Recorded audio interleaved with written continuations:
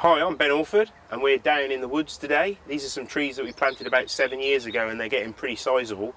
It's a beautiful summer day and we thought it'd be a great opportunity to introduce you to one of our products, which is our pocket parang. So this is a smaller, more compact version of our classic Orford EBAM parang. So let's talk you through some of the specs. So this is one of our pocket parangs. This one actually comes in a nice conker brown leather sheath made by Lois. We do offer a Kydex version as well for very wet environments, but in the UK the leather makes a perfectly suitable sheath.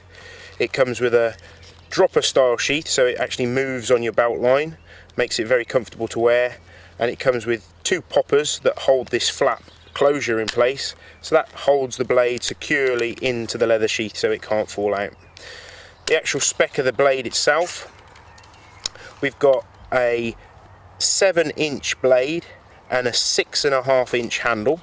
This one has actually got a green canvas micarta handle to it, and it's held in place with two brass loveless bolts and a brass thong tube as well. We do add a lanyard to it as well, so if you want to secure it to your wrist you can.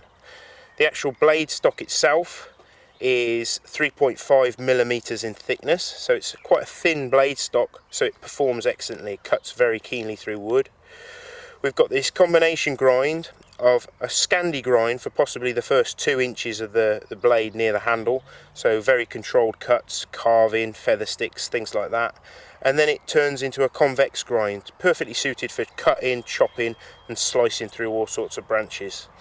So that's the overall spec. This one's 01 tool steel with a stone washed finish, so very durable, sort of working finish to the tool. So let's show you how it performs.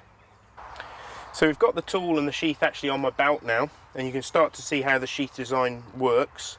So we've got the Scandinavian style dropper and D-ring, which allow the tool to hang a lot lower and in a more comfortable position from the belt line. The sheath incorporates a leg tie as well, so that's strapped to our leg now, so as we move around the whole sheath and tool move independently with our body, so it makes it very comfortable and easy to walk around the woods with it. To actually remove the tool, what we do is we grab hold of the flap and we undo those two poppers and we can safely remove the tool, holding that leather out the way.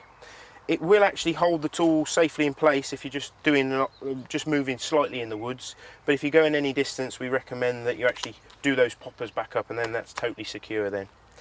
So let's remove the tool and we can start to talk you through some of the aspects of the actual blade design.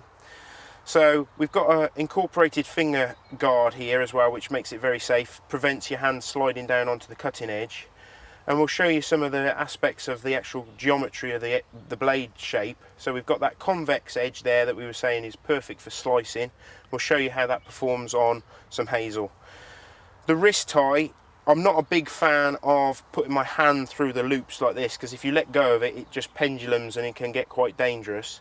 If you are going to use a sort of wrist tie like that, normally what I suggest is you slide it over the handle, sort of creating almost like this finger guard. You can place your fingers through that loop and then you can push back on that knot. That gives you extra security, but it means that if you do let go of the tool, it can just fly out safely behind you. Okay?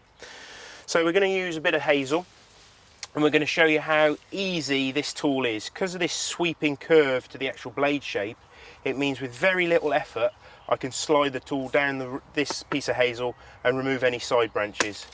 So notice how I'm always working either in front or behind my body, so the blade is always going into a safe zone. So we can just turn this, work down the branch, taking off any side branches.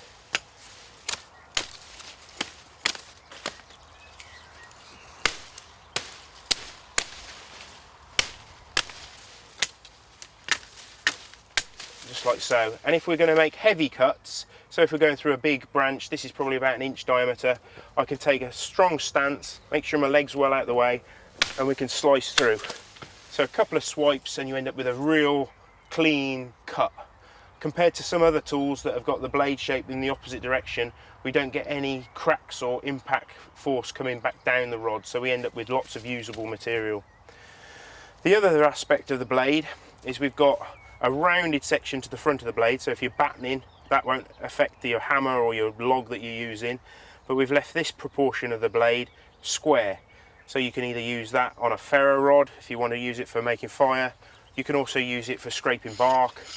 if you're out in the woods and you want to scrape dry timber, you can make some good tinder with it. The other nice part of the tool is that we've got this flat Scandi grind in the first couple of inches near the handle.